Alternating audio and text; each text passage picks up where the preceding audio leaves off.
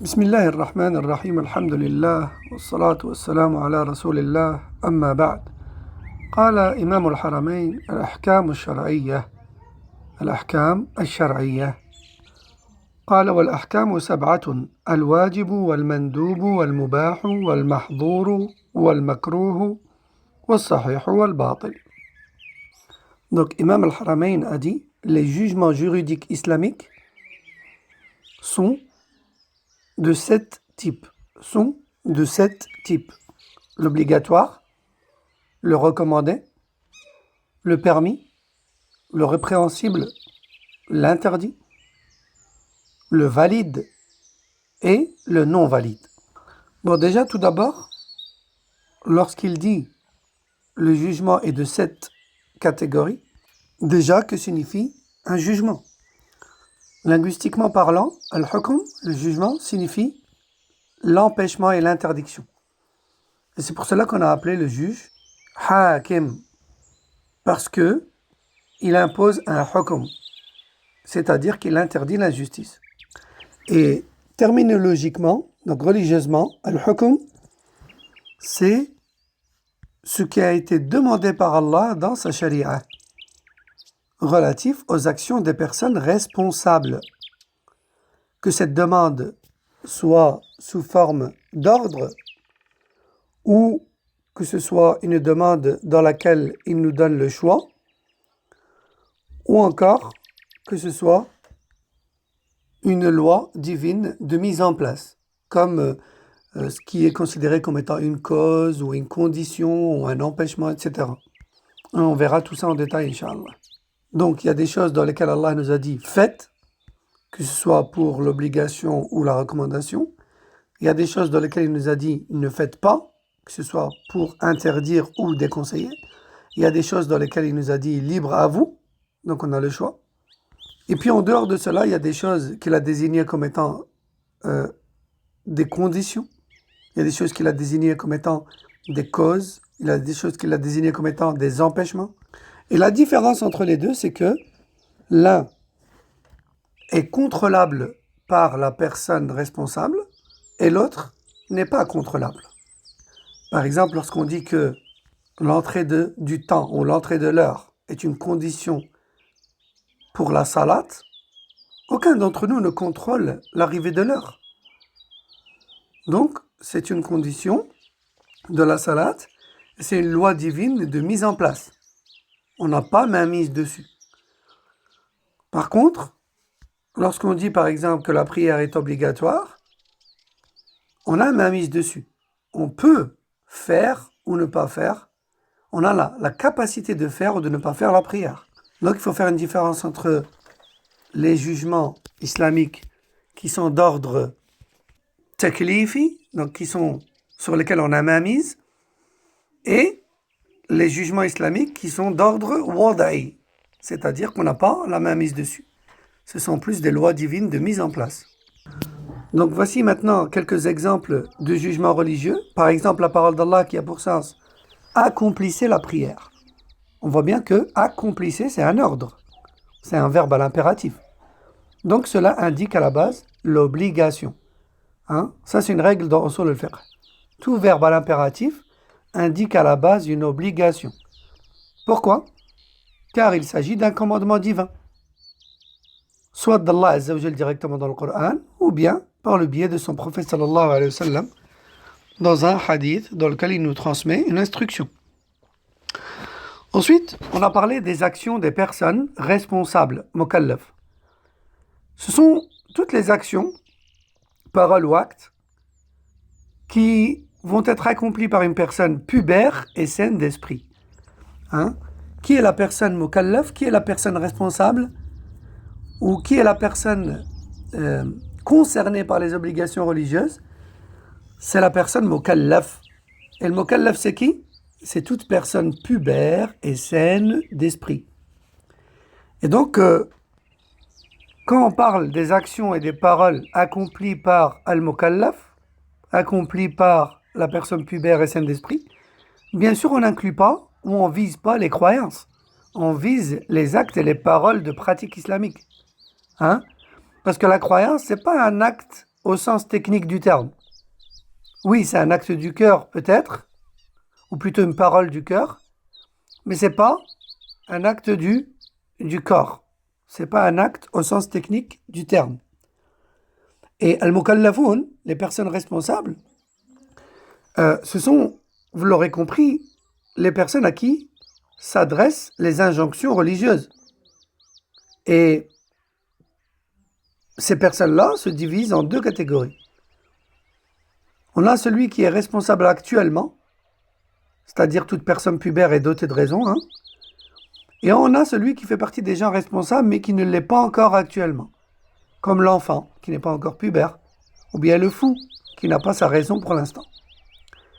Et ces personnes-là font partie de la catégorie des mukallaf, mais leur responsabilité, elle est suspendue.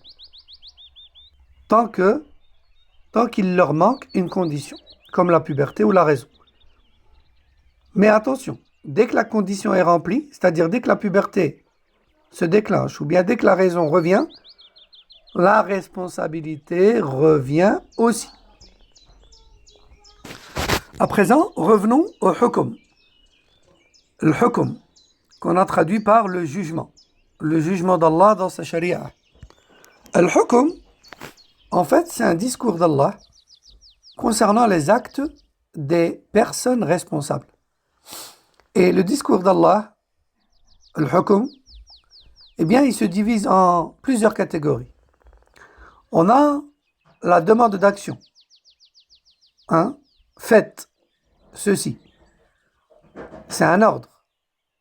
Et celui-ci implique l'obligation, comme on a dit. Et parfois, il descend de l'obligation à la recommandation, pour l'une ou l'autre raison. Deuxièmement, on a la demande d'abandon. Donc, ne faites pas. Ne faites pas. Et ça, c'est l'interdiction. Donc, s'il s'agit d'un interdit formel, c'est un interdit. Et parfois, pour l'une ou l'autre raison, cette interdiction va descendre au niveau du caractère détestable et répréhensible. Donc, ça va descendre du haram au makruh. Et puis ensuite, on a ce dont quoi Allah nous a donné le choix. Ce qu'on appelle en arabe al-mubah. Donc, c'est ce qui indique que l'acte ou son abandon sont équivalents. C'est pareil. Donc, c'est ce qu'on appelle l'autorisé, ou bien le permis, ou bien le halal, etc. Ensuite, après ces jugements divins sur lesquels, entre guillemets, on a mainmise, hein, faites pas, d'accord? Vous avez le choix de faire ou de ne pas faire. On a les lois divines de mise en place. Al-hukm al-wada'i. C'est quoi al-hukm al-wada'i? Ce sont des dispositions comme la cause d'une chose, la condition d'une chose, l'empêchement d'un jugement, etc. Et là-dedans, eh bien, l'être humain n'a pas mainmise. Par exemple, il n'a pas la mainmise sur la cause d'une chose. Par exemple, la cause qui déclenche l'obligation du jeûne, c'est l'apparition du croissant lunaire du début du mois de Ramadan.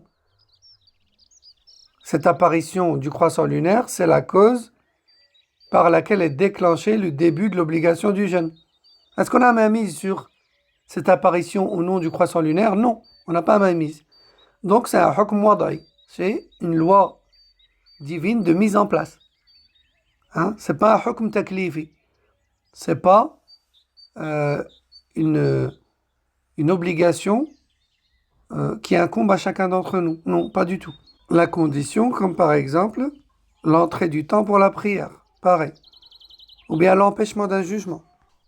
Par exemple, une personne qui a fumé en pleine journée de Ramadan, elle est nouvelle en islam, elle ne sait pas que c'est pareil que de manger et de boire. Eh bien, cette ignorance, elle est pour elle un empêchement du jugement qui est celui de l'annulation du jeûne. Ça empêche l'annulation. Ça veut dire que son jeûne reste valable parce qu'elle ne savait pas. Donc son ignorance ici a été un empêchement. son ignorance a empêché l'invalidité de son jeûne. Et si elle savait, elle ne l'aurait pas fait. Donc elle n'avait pas main mise dessus au moment où elle l'a commis. On a donc dit que il y a des jugements divins taklifi sur lesquels la personne responsable a main mise, et on a les jugements de disposition ou de mise en place, qu'on appelle al-hukm al-wada'i, qui sont extérieurs à nos actions, mais qui nous permettent tout de même de déterminer certaines choses concernant l'action, comme la cause, la condition, l'empêchement, etc. Donc reprenons les jugements qui concernent la personne responsable, le hukm al-taklifi. Donc on a l'obligatoire, ce qu'Allah nous a imposé sans nous laisser le choix, le recommandé, ce qu'Allah nous a enjoint en ne promettant pas un châtiment pour celui qui le délaisse. Ensuite on a l'interdit, al-mahdour ou bien al-muharram, qui est ce pourquoi Allah a promis un châtiment à quiconque le commet. Puis ensuite on a le répréhensible, al-makruh, ce pourquoi on est récompensé si on le délaisse, mais on n'encourt rien si on le commet. Et enfin, on a al-mubah, le permis, ou bien le halal. Et ça, c'est ce dans quoi on a le choix. Donc je répète, on a l'obligatoire, c'est ce pourquoi on mérite récompense si on l'accomplit, et ce pourquoi on mérite châtiment si on le délaisse. Le recommandé, c'est ce pourquoi on mérite récompense si on l'accomplit, mais on n'encourt rien si on le délaisse. L'interdit, ce pourquoi on mérite châtiment si on le commet et on est récompensé si on le délaisse. Le makruh, détestable ou bien répréhensible, c'est ce pourquoi on est récompensé si on le délaisse, mais on n'encourt rien si on le commet. Et enfin, le permis, c'est ce dans quoi on a le choix. On le fait ou on le fait pas, c'est comme on veut. Et enfin, on a parlé également des jugements de disposition, bien de mise en place, al-wada'iyya. Donc ce sont des jugements liés aux causes, conditions, empêchements. On les identifie par leur effet sur la présence ou l'absence d'un jugement religieux. Par exemple, la cause. Voir le croissant lunaire, c'est une cause qui va faire déclencher l'obligation du jeûne. D'accord ? Ensuite, on a la condition, comme par exemple l'entrée du temps pour la prière. Dès que l'entrée du temps arrive, eh bien, la prière devient obligatoire. Donc, c'est une condition. Tant que le temps n'est pas arrivé, la prière n'est toujours pas obligatoire. Aussi, on a une autre loi divine ou un autre jugement de disposition ou de mise en place qu'on appelle l'empêchement, al-mani'.